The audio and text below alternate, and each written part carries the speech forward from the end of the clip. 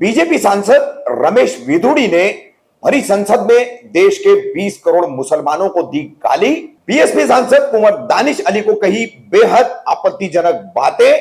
नए भारत की नई संसद में कैसे तैयार की गई इसकी जमीन, कैसे सोशल मीडिया पर किया जा रहा है इसका समर्थन, देखिए।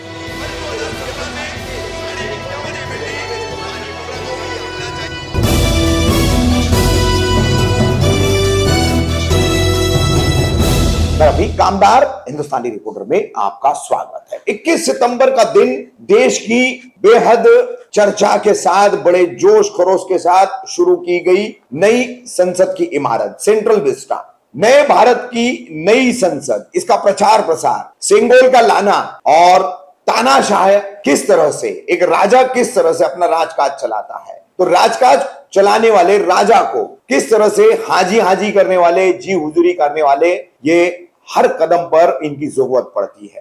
देश में जो माहौल बना हुआ है, इस माहौल में अब बिल्कुल किसी तरह की कोई सीमा नहीं रही है नफरत की और जहर की, क्योंकि चुने हुए एक जनप्रतिनिधि को दूसरा चुना हुआ एक जनप्रतिनिधि भरी संसद में ऐसे आपत्तिजनक शब्द कहता है, ऐसी आपत्तिजनक बातें कहता है। वीडियो में आपको दिखा रहे हैं कि कैसे 19 सितंबर को नए संसद भवन में बीजेपी के दिल्ली के सांसद है रमेश विधुड़ी, इन्होंने चांद्रयान 3 की सफलता पर जो बहस हो रही थी, जो बात हो रही थी, उसमें अपनी बात रखने के दौरान बीएसपी के सांसद है कुंवर दानिश अली, इन्हें क्या नहीं कहा।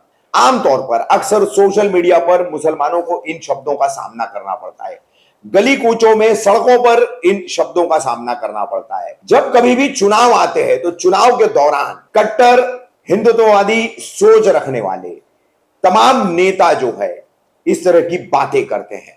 अब मुस्लिम समाज भी इसका लगभग आदी हो गया है। ठीक है, सोशल मीडिया पर कहा जा रहा है कोई बात नहीं, चुनावी सभाओं में कहा जा रहा है कोई बात नहीं, कहीं इक्का दुक्का या कम मुसलमानों को देख करके बीच सड़क पर, गली मोहल्ले में, चौराहे पर या कहीं आम जिंदगी में इस तरह से कहा जा रहा है, खास करके आतंकवादी ये शब्द। लेकिन उसके अलावा के जो दूसरे शब्द है, कदापि बर्दाश्त और ये सहे जाने जैसे शब्द नहीं है कि इस तरह की भाषा वो भी संसद में, संसद की चर्चा के दौरान एक सांसद करता है। और उसके पीछे बैठे हैं दो पूर्व केंद्रीय मंत्री, दिल्ली के ही सांसद है हर्षवर्धन, जो कि स्वास्थ्य मंत्री रह चुके हैं, हेल्थ मिनिस्टर रह चुके हैं, और एक मंत्री है रविशंकर प्रसाद।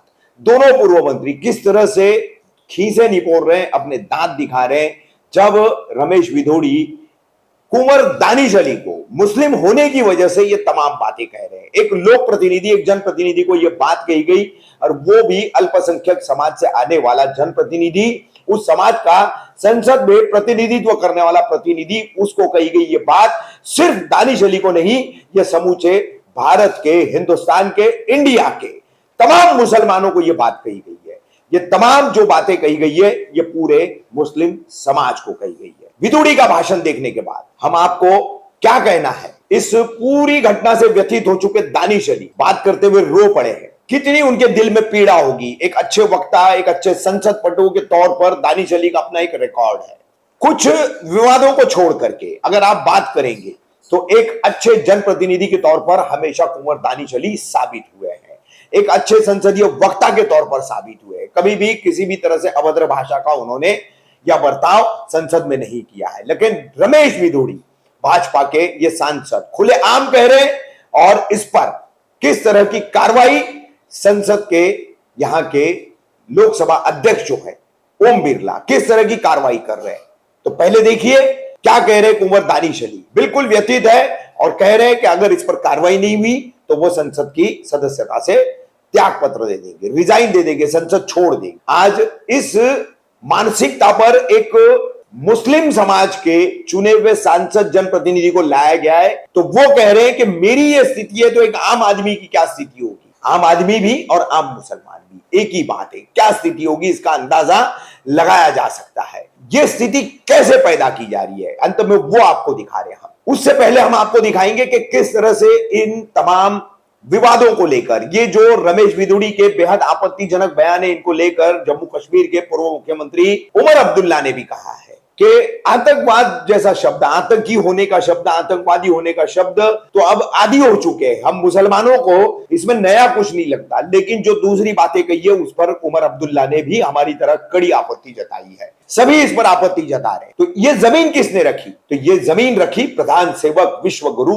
नरेंद्र मोदी। संसद का इस विशेष सत्र का विशेष अधिवेशन जो बुलाया गया है इस नई संसदीय इमारत में, उसमें पहला भाषण प्रधान सेवक नरेंद्र मोदी का हुआ।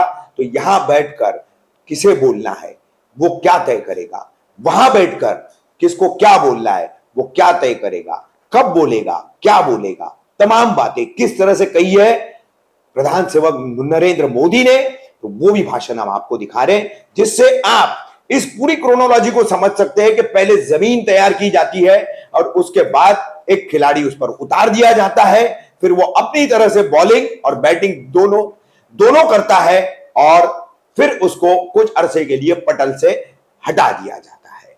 जिस तरह से ओम बिड़ला लोकसभा अध्यक्ष ने महज उनके आपत्तिजनक, बेहद आपत्तिजनक शब्दों को, बातों को रिकॉर्ड से हटाते हुए उन्हें सिर्फ चेतावनी दी है। निलंबन भूल गए आप?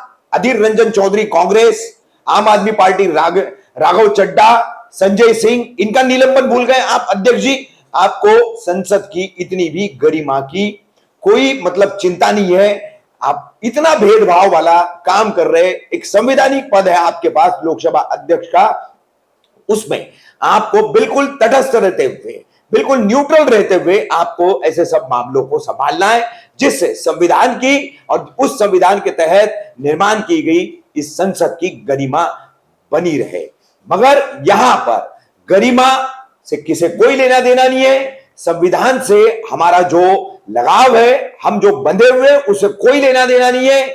यहां तो एक नीतिगत कार्यक्रम जो है वो जमीन से लेकर अब संसद तक पहुंचाया गया है, जिसमें एकमात्र एजेंडा है, चाहे जैसे भी हो मुसलमानों को निशाना बना। वहीं बीजेपी सांसद रमेश भिदोड़ी की इन जहर भरी और नफरती बातों का सोशल मीडिया पर भी समर्थन किया जा रहा है। समर्थन करने में और कोई नहीं, जिन्हें प्रधान सेवक विश्व गुरु नरेंद्र मोदी सोशल मीडिया पर फॉलो करते हैं, पूर्व के ट्विटर, अभी के एक्स पर, ऐसे ओपी इंडिया का एक सब एडिटर है अनुपम सिंह, उसका एक ट्वीट हम आपको दिखा रहे हैं। क्या लिखा है उसने, वो देखिए। पढ़ नहीं सकते, बता नहीं सकते, क्योंकि वो पढ़ना और बताना मतलब उसको दोहराने का मतलब बिल्कुल खुद भी वही कहना। तो किस तरह से इन बातों का अब देश में खुल करके समर्थन हो रहा है, संसद से लेकर सोशल मीडिया से लेकर गली कूचे तक, ये मुसलमानों के लिए एक बहुत बड़ा अलार्म भी माना जाना चाहिए। क्यों ले रहे हैं मोदी साहब? सिरे नहीं ले रहे हैं, सिरे ले रहे हैं देश के वैज्ञानिक। ओए बड़वे, ओए उग्रवादी, सिरे ले रहे हैं। ए उग्रवादी, बोलने नहीं दूंगा कभी खड़ा होगा, ये बता रहा हूं। ए उग्रवादी कटवे सर, ये जो श्रेय अगर जाता है तो देश के प्रधानमंत्री को जाता है। प्लीज, ये आतंकवादी है, उग्रवादी है, ये मुल्ला आतंकवादी है। इसलिए सर अभी मैं बताना चाहता हूँ, अधीर रंजन जी अभी शोर मचा रहे थे, लिस्ट पढ़ रहे थे। उस लिस्ट में अधीर रंजन जी जब लिस्ट पढ़ रहे थे 1975 से लेकर अभी तक, इसकी बात करते रहना थी। बाहर देखो इस मुल्ले को। मेरे जैसे चुने हुए व्यक्ति की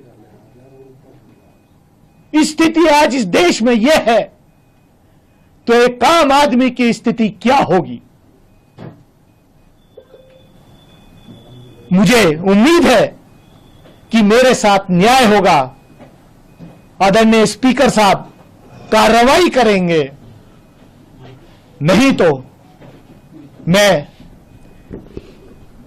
भरे मन से इस सदन को भी छोड़ने पर विचार कर रहा हूं, क्योंकि यह एक सभ्य समाज में बर्दाश्त नहीं किया जा सकता। क्या है? क्या हम इसलिए चुन के आते हैं? क्या देश को आजादी इसलिए दिलाई गई थी? क्या हमारे पुरखों ने कुर्बानियां इसलिए दी थी इस देश की आजादी के लिए कि जब हमारे प्रतिनिधि चुन करके जाएंगे तो उनको यह सुनने को मिलेगा दुनिया के अंदर आज देश की क्या तस्वीर आपने खींच के रख दी है। महिलाओं को आरक्षण ये स्पेशल सेशन था। 75 साल अमृत काल में हम गए हैं, पार्लियामेंट की नई बिल्डिंग में हम गए हैं। महिलाओं के आरक्षण के लिए ये संसद का सत्र विशेष रूप से बुलाया गया। वो आरक्षण कब मिलेगा? 2029 में लागू होगा, 2034 में होगा या 2047 में होगा? अभी उस पर सवालिया निशान है, मैं उसमें नहीं जाना चाहता। लेकिन मुझे तो ऐसा लग रहा है अब कि क्या ये स्पेशल सेशन इस देश के चुने हुए एक सांसद को उसकी कम्युनिटी से लिंक करके उस पर इस तरीके का अटैक करना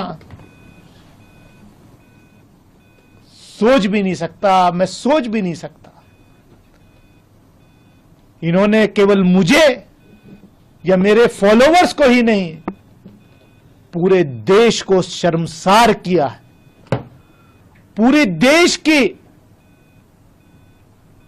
आत्मा को शर्मसार करने का काम किया है। अब बस देखना इतना है कि रमेश विदुड़ी जी के खिलाफ, honourable member of parliament Lok Sabha के खिलाफ, उनकी पार्टी कोई कार्रवाई करती है या नहीं, या देश ये इंतजार करे कि कब उनका प्रमोशन होकर के उनको केंद्रीय मंत्रिमंडल में शामिल किया जाएगा। क्योंकि शायद ये कंपटीशन हो गया है भाजपा के नेताओं में कि आप ऐसा कीजिए, आप ऐसे बयान दीजिए। पहले तो संसद के बाहर ही होते थे, अब संसद के अंदर भी मारने की धमकियां दी जा रही हैं। बाहर तो धमकियां बहुत बार नेताओं ने, इनके मंत्रियों ने, सबने दी हैं। लेकिन ये सोचना पड़ेगा कि हम इस देश को अमृत काल में किस तरफ ले जा रहे हैं। अब अगर सिर्फ टेररिस्ट ही कहा होता, उसकी तो हमें आदत है। आप मेरा सोशल मीडिया देखिए तो टेररिस्ट बुलाने में तो ये थकते नहीं है। लेकिन उसके साथ जो जो कहा, मैं आपके चैनल को तो लोग देखते हैं, मैं वो अल्फाज यहाँ दोहराना नहीं चाहता हूँ, लेकिन शर्मिंदा भी होता हूँ कि पार्लियामेंट में इस तरह के अल्फाज इस्तेमाल किए गए। नाराज भी होता हूँ क्योंकि आखिरकार ये तमाम मुसलमानों के खिलाफ ही अल्फाज इस्तेमाल हुए। समझ में नहीं आता वो लोग जो बीजेपी के अंदर हैं मुसलमान या बीजेपी के साथ जुड़े हुए हैं, वो किस तरह ये बर्दाश्त करते। मैं तो बीजेपी के बाहर रह के भी मुश्किल समझता हूं इन चीजों को बर्दाश्त करना। जो लोग इनके साथ मिलके काम करते हैं वो रात को सोते कैसे हैं जब उनके साथी उनके बारे में इस तरह सोचते हैं। वो अल्फाज जो उन्होंने इस्तेमाल किए वो तमाम मुसलमान कौम के खिलाफ इस्तेमाल हुए, सिर्फ एक ऑनरेबल एमपी के खिलाफ नहीं। इससे पता चल जाता है कि इन लोगों के, मुसलमानों के तहत सोच क्या है, वो हमारे बारे में क्या सोचते हैं। शर्म आनी चाहिए इन लोगों को। नया पार्लियामेंट, लेकिन वही पुरानी सोच, घटिया सोच। मैं पक्का मानता हूं कि यहां जो व्यवहार होगा ये निर्धारित करेगा कि कौन यहां बैठने के लिए व्यवहार करता है और कौन वहां बैठने के लिए व्यवहार करता है। जो वहां ही बैठे रहना चाहता है उसका व्यवहार क्या होगा, और जो यहां आकर के भविष्य में बैठना चाहता है उसका व्यवहार क्या होगा, इसका फर्क बिल्कुल आने वाले महीनों में देश देखेगा और उनके बर्ताव से पता चलेगा। ये मुझे पूरा विश्वास है। मोदी साहब सिरे नहीं ले रहे हैं, सिरे ले रहे हैं देश के वैज्ञानिक। ओए बढ़वे, ओए उग्रवादी, सिरे ले रहे हैं। ए उग्रवादी, बोलने भी तो कभी खड़ा होगा, ये बता रहा हूं। ए उग्रवादी, कटवे सर, ये